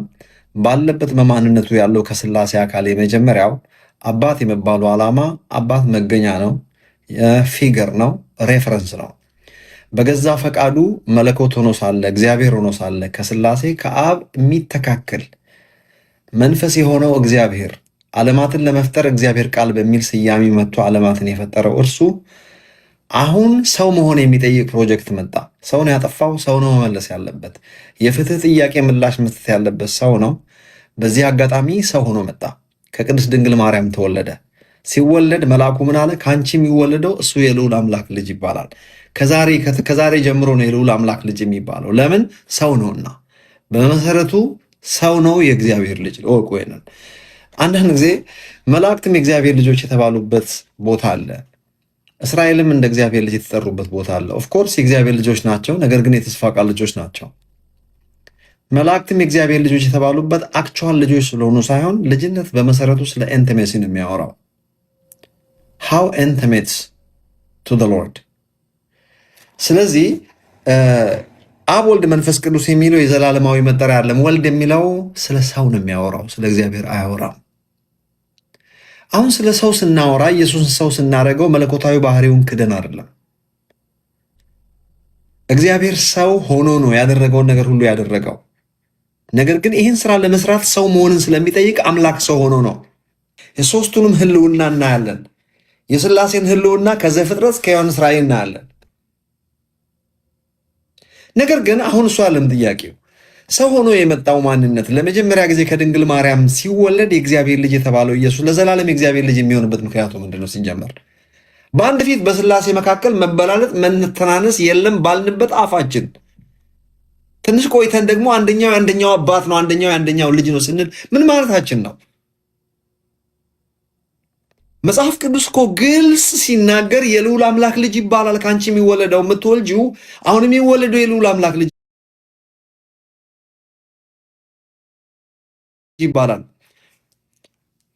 በነገራችን ላይ ልጆች ጠፍተው ስለነበሩ የጠፉትን ልጆች ለማግኘት እግዚአብሔር ልጁን መላክ ነበረበት። አሁን ሙለታ ቅድም ሲጠቅስ ነበረ፣ ልጁን ላከ የሚል ቃል ሲጠቅስ ነበረ። የተላከው ከሰማይ ነው ወይ? አንድ የማይረዱት ነገር፣ በጣም የሚገርመኝ ነገር ልጁን ላከ ብላቴናውን ላከ ሲል ኢየሱስ ክርስቶስም ተልኮ እንደመጣ ይናገራል። አብም ልጁ እንደላከ ይናገራል። ብላቴናውን ላከ የሚል ቃል ተጽፏል። የላከውን ኢየሱስ ክርስቶስን ያውቁ ዘንድ ይህች የዘላለም ሕይወት ነች ተብሎ ተጽፏል። አዎ ተልኳል። ሐዋርያችን ኢየሱስ ክርስቶስ ነው። የመጀመሪያው መልእክተኛ እሱ ነው፣ እናውቃለን። ትልቁ መልእክተኛ ተላከ ሲባል ከሰማይ ተልኮ ነው። ከሰማይ እኮ እሱ ከሥላሴ the second person of the triune God አምላካችን ሰማይ ምድርን የፈጠረው እሱ ነው። መጽሐፍ ቅዱስ ክሉ ይሰጠናል። ፍቅርና የርኅራሄ ባህሪው አስገድዶት ነው የመጣ። ላከው የሚለው ቋንቋ መቼ ነው የተላከው? ኢየሱስ በዮርዳኖስ ወንዝ በመንፈስ ቅዱስ ተቀብቶ በመሲሐዊ አገልግሎት በተልእኮ ለ3 ዓመት ተኩል ብቻ ነው ኢየሱስ ተልእኮ ተቀብሎ በክርስቶሳዊ አገልግሎት ሹመት ተሹሞ ያገለግለው። ሲወለድም ጀምሮ ለክርስቶሳዊ ጥሪ ቢወለድም ክርስቶሳዊ ሹመቱን ተሹሞ አብ በአደባባይ መስክሮ ከዛሬ ጀምሮ እሱን ነው የምትሰሙልኝ ብሎ የላከው ኢየሱስ ክርስቶስ ተልእኮን ተቀብሎ መልእክተኛ የሆነው ከቅድስት ድንግል ማርያም ሲወለድ ሳይሆን ከዮርዳኖስ ወንዝ በመንፈስ ቅዱስ ተቀብቶ በክርስቶሳዊ ወይም በመሲሐዊ አገልግሎት ሲያገለግል ነው ኢየሱስ ተላከ የሚባለው። ስለዚህ ኢየሱስ በክርስቶሳዊ አገልግሎት ያገለገለው 3 ዓመት ተኩል ነው። ብላቴናውን ላከ የሚለው ኢየሱስ የእግዚአብሔር ብላቴና የሆነው ለ30 ዓመታት ነበር። በ30ኛው ዓመት እስኪሞላ ብላቴናው ሰርቶ ነው የሚኖረው። ጸራቢ ነበር ሙያው፣ እንደ ማንኛውም አይሁዳዊ ነበር። 30 ዓመት ሲሞላው በመንፈስ ቅዱስ ቀብቶ ተልእኮ ሰጥቶ ላከው። የተላከበት የተልእኮ አይነት ክርስቶሳዊ ሹመት ነው።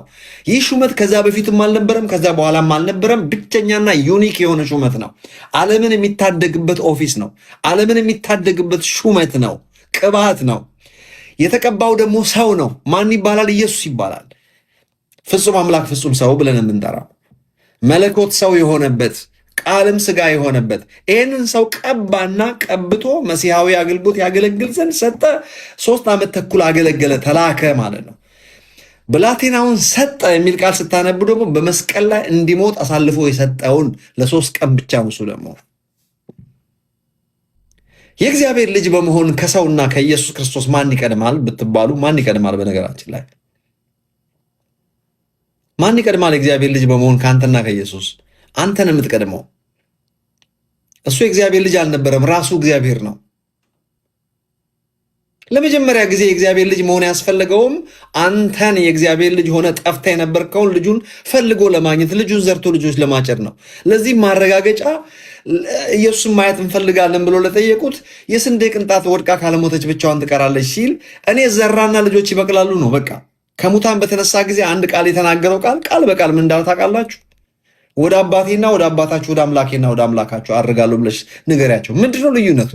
ልዩነቱ ውስጥ ታላቅ ወንድማችን ነው፣ እኛ ታናናሾች ነን። እሱ ተዘርቶ የበቀልን እኮ ነን እኛ። ስንዴ ተዘርቶ ስንዴ ነው የሚበቅለው እያሉን ያሉት እኮ ስንዴ ተዘርቶ በቆሎ በቀለ እኮ ነው እያሉን ያሉን። የመለኮታዊ ባህሪ ተካፋይ መሆናችንን ለማሳየት ከእግዚአብሔር ተወልዳችኋል፣ ዘሩ በእናንተ ይኖራል የሚለውን ቃል እያነበብኩ ነኝ። የዘር ልጅ አይደለህም እንዴት እባላለሁ? የዘር ልጅ መሆን ማለት እኮ ነው ሌላ ነገር እኮ። የዘር ልጅ ሆነን ሳለን ከየት የመጣ ነው የጸጋ ልጅ የሚል ቃል? ቃሉ ሴቱ ጋር ነው ያለው፣ ጥቅሱ ሴት ነው ያለው የጸጋ ልጅ የሚል ነገር። በዚህ ሁሉ ሩጫው ከእግዚአብሔር ለመለየት ማነው ከኢየሱስ ክርስቶስ ልጅነት ኖ ያንተ የተለየ ነው ለማለት ነው። ይባስ የቅድሙ ልጅ የነገረን ለኢየሱስ ሕያውስ ነው የሚለው፣ ለእኛ ቴክኖን ነው የሚለው ብሎናል። ለእኛም ሕያውስ ነው የሚለው ቴክኖንም ይላል። ኦፍኮርስ ለኢየሱስ ሕያውስ ብቻ ነው የሚለው። ቴክኖን የሚል ቃል ለኢየሱስ አልተጠቀምም። ቴክኖን የሚለው ቋንቋ ቤዚክሊ በሂብሩ ማነው በግሪኩ ቋንቋ ላላደጉ ገና በጠቦትነት ላሉት ገና እያደጉ ላሉት የተጠቀሰ ቋንቋ ነው አውቃለሁ። ሕያውስ የሚለው ቋንቋ ግን መቹር ለሆኑት ነው፣ ለበጎች ለተባለው ልክ ለጠቦቶቼን ጠብቅ በጎቼን ጠብቅ ለሚለው መቹር ለሆኑ ልጆች ሕያውስ ነው የሚለው። ነገር ግን ሐዋርያው ጳውሎስ ለሮሜ ሰዎች ለምሳሌ የእግዚአብሔር ልጆች የሆኑ ይጠሩ ዘንድ የእግዚአብሔር ልጆች የሆኑ ዘንድ እንደዚህ የእግዚአብሔር ልጅ ለሚለው ቋንቋ ዮሐንስ ወንጌል ማን ነው ሮሜ ላይ ሄዳችሁ ስታነቡ ሕያውስ ነው የሚለው፣ እዛም ሕያውስ ነው የሚለው። በነገራችን ላይ አይ ፕሮሚስ ነገ ፈልጌ ያመጣና ፌስቡኬ ላይ መልሼ እለጥፈዋለሁ። ለእኛም ለኢየሱስም ሕያውስ የሚል ቃል የተጠቀመ በግሪኩ ብለን ማጭበርበር አንችልም። እኔ የግሪክ ቋንቋ ተናጋሪ አይደለሁም፣ የሂብሩ ቋንቋ ተናጋሪ አይደለሁም። ነገር ግን ሊያጭበረብሩ ሲፈልጉ ግን ኮንቨርት እያደረግን እንደ ድሮ ግሪክ ቋንቋ ግሪክ ኮርስ መውሰድ የለብንም። ለምንድን ነው የእግዚአብሔር ልጅ ኢየሱስ ክርስቶስ የእግዚአብሔር ልጅ በሆነበት መልኩ የእግዚአብሔር ልጅ መሆናችን ኃጢአቱ ምኑ ጋር ነው? ኢየሱስ በመለኮታዊ ባህሪው አምላካችን እግዚአብሔር ነው፣ የካደ የለም። ይሄንን እሱ እግዚአብሔር ነው፣ እኔ ሰው ነኝ። እሱ ፈጣሪ፣ እኛ ፍጡር ነን። ሰው በሆነው ማንነቱ ከኃጢአት በስተቀር በነገር ሁሉ ልጆች ወንድሞቹን ሊመስል የተገባ ሆነ የሚለውን ቃል እያነበብን ከዚህ ነገር መካዱ ለምን አስፈለገ? አልገባኝም። ደግሞም ከአንቺ የሚወለደው የልዑል አምላክ ልጅ ይባላል ከተባለ ከዚህ በኋላ ነው የልዑል ልጅ የሚባለው። ከዛ ፊት የልዑል ልጅ አልነበረም፣ ራሱ ልዑል አምላክ ነው። ፒሪየድ። ይህ እኮ በጣም ቀላል ነገር ነው።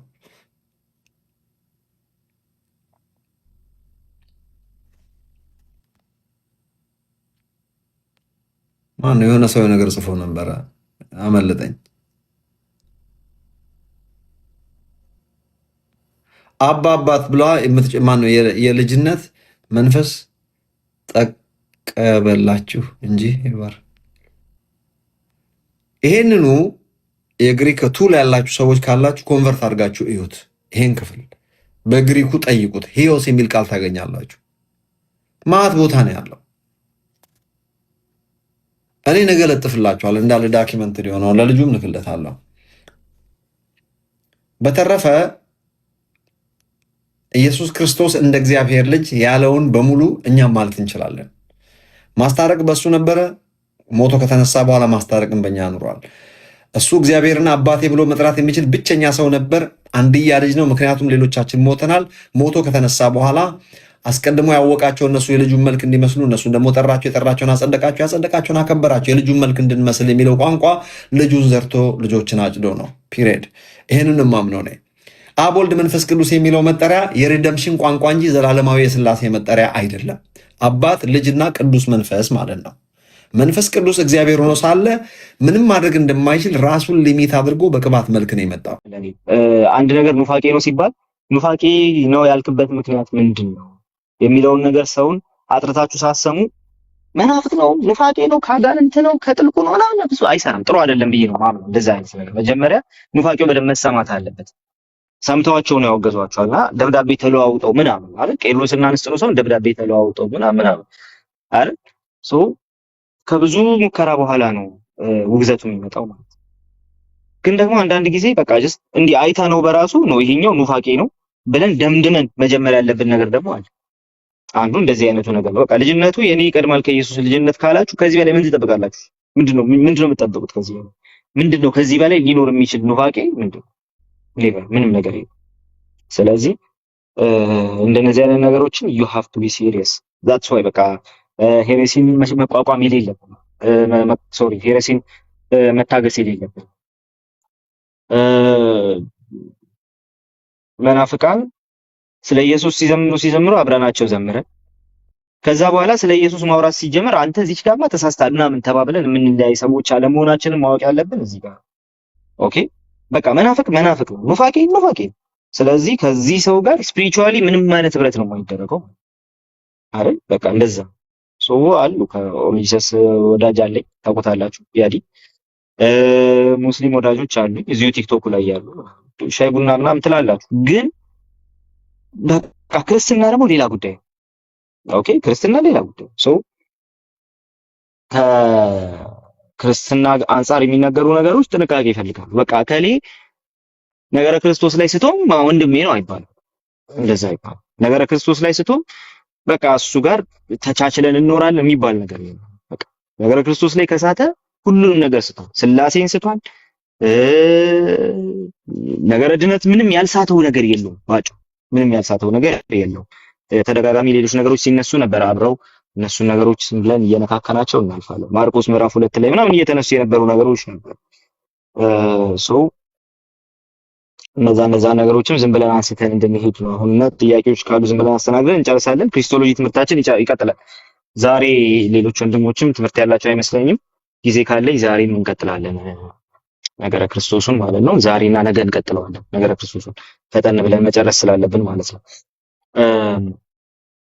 ሰው ግን በክሪስቶሎጂ ላይ የተሳሳተ ሰው ክሪስቶሎጂ ላይ ችግር ላይ ነው ያለ ያላችሁትን ሰው ክሪስቶሎጂ ላይ ኑፋቄ ላይ ነው ያለ ያላችሁትን ሰው እንደ ክርስቲያን ቆጥራችሁ ከሱ ጋር ክርስቲያናዊ ህብረት አታደርጉ። በታምር አታደርጉ። እንደዛ አይደረግም። ኦኬ አይደረግም። ሰው እንደዚህ አይነት ነገሮችን መጸየፍ አለብን ማለት ነው። ሰው ኃይለ ዮሐንስ ዛሬ አሁን ለምሳሌ ያስወራበት መንገድ አቨሬጅ ክርስቲያኖች ላይ የማታወሩበት መንገድ ማለት እንትን ቶለራንት አይደለንም። የሆነ ተቃራኒ ሐሳብ ላይ ምናምን ቶለራንት አይደለም። ስለዚህ አቨሬጅ ክርስቲያኖች ቤት አዎ ብሎኛል ፍቁሽ። አቨሬጅ ክርስቲያኖች ቤት እንትን አታደርጉትም፣ አታገኙትም ዲሲፕሊኑ ማለት ነው። ዲሲፕሊኑ በጣም የሚገርም ነበር። ጥሩ ዲሲፕሊን ነበረው። ሶ ዲሲፕሊን ክርስትና እንደማይሆን የምታውቁትም ደግሞ እዚህ ጋር ረጅም ሰዓት እንደዛ ወስጄ ሳያቋርጠኝ ማውራቴ ምናምን ደስ ብሎኛል በጣም ጌታ እግዚአብሔር ነው የሚያውቀው ማለት ነው። ግን አፍተር ኦል ዲሲፕሊን ኢዝ ኖት ክርስቲያኒቲ። በቃ ምንም ልታደርጉታችሁ ዲሲፕሊን ክርስትና አይደለም። ክርስትና ዲሲፕሊን ሊኖረው ይገባል እንጂ ዲሲፕሊን ክርስትና አይደለም። ኦኬ ስለዚህ ሲሪየስ የሆኑ ነገሮችን ግን እንደ ሲሪየስነታቸው ነው ወስዳቸው ማለት ነው። የኢየሱስ ክርስቶስን ልጅነት እና የኛን ልጅነት እንግዲህ ሁዮስ የሚለው ዮሐንስ ተጠቅሞታል ለኛ ብሎ ሲያነሳ ነበረ ሀይሻ። ግን ዮሐንስ ዴሊበሬትሊ ሁዮስ ወይም ደግሞ ልጅ ብሎ ለኢየሱስ ክርስቶስ የተጠቀመውን ቃል ኦኬ ያንን ቃል ልጅ ብሎ የተጠቀመውን ቃል በምንም መልኩ ለኛ አልተጠቀመም። አንድያ ልጁ የሆነው አምላክ ልጁ ምናምን እያለ ስለ ክርስቶስ የተናገረውን ለኛ የእግዚአብሔር ልጆች ለማለት አልተጠቀመውም። የግሪኩ ቴክስት ላይ በእንደዛ አይነቱ መንገድ ጥቅም ላይ አልዋለም ማለት ነው። ይሄ የመጀመሪያው ነገር ነው። ሁለተኛው ነገር ግን ስለ ልጅነቱ የተነገረውን ነገር በሙሉ የምትቃኙት ስለ ልጅነቱ ዮሐንስ ባነሳው ነገር ነው። እንዴት ነህ? አለው ይቅርታ ጋይስ። ስለዚህ ስለ ልጅነቱ ጆን ባነሳው ጉዳይ ላይ ነው ቆማችሁ ያንን የምትሉት እንጂ ዝም ብላችሁ ጅስት የሆነ ጥቅስ አንስታችሁ የምትሉት ነገር መክፈት አልችል ይሆናል። ስለዚህ በቀጥታ የኢየሱስ ክርስቶስን የእግዚአብሔር ልጅነት ራሱን ከእግዚአብሔር ጋር እኩል አድርጓል ብሎ ነው ያስቀመጠው። አብ ከኔ ይበልጣል ብዙ ጊዜ የተባለ ነገር ነው። አብ ከኔ ይበልጣል ማለት የባህሪ መበላለጥ አይደለም። ለምን ሲባል ኢየሱስ ክርስቶስ ወደ አብ በመሄዴ ደስ ባላችሁ ነበር ይላል። አብ ያለበት ስቴት ሰፈር ብላ አይደለም። አብ ያለበት ስቴት ሰዎች ይዘው ሊያሰቃዩት የሚችሉበት ስቴት አይደለም። አብ ያለበት ስቴት ያ ስቴት ኦፍ ግሎሪ አሁን ኢየሱስ ምድር ላይ ካለበት ከሱ አዎ የተለየ የበለጠ ነው። ስለዚህ ወደ አብ በመሄዴ ሲል ወደዛ ስቴት ሊሰቃይ ወደማይችልበት ወደዛ ስቴት የሚመጣበት ነው። ሰላም ሁሉ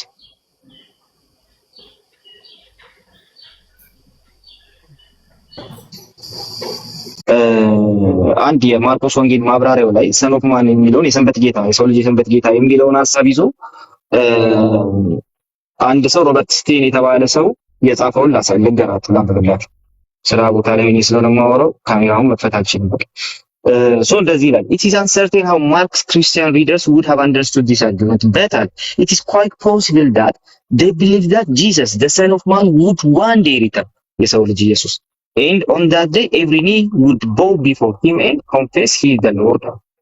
እሺ ስለዚህ የሰው ልጅ የተባለው እሱ አንድ በሆነ ዘመን ይመለስና እነሱ ደግሞ ይሰግዱለታል የሚለውን ነገር አንባቢዎቹ ይረዳሉ።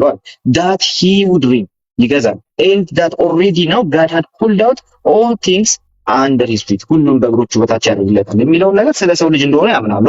ከዛስ Mark's readers may or may not have been familiar with these Pauline passages better ይህን የጳውሎስን ንግግሮች ፋሚሊያር ላይሆኑ ይችላሉ አለ። ግን ደግሞ by the rate of 60s they would certainly have thought of Jesus in this manner የጳውሎስን ጽሑፎች ባያውቁም ራሱ የሰው ልጅ ብሎ ኢየሱስ ራሱን ዲሲግኔት ባደረገበት መልኩ ግን ከጳውሎስ ጋር የሚመሳሰል ነገር በ60ዎቹ ዓመተ ምህረት አካባቢ አያውቁም ወይ ደግሞ አይረዱም ማለት አንችልም ብለው ያስተምራል። ስለዚህ ጳውሎስ የጻፈውን እሱን ይረዳሉ እነሱ ባያውቁትም። እሺ as a result they may very well have interpreted the passage as follows አለና since the Sabbath was made for man ሰንበት ለሰው እንደተሰራችው and not man for Sabbath ሰው ለሰንበት እንዳልተሰራ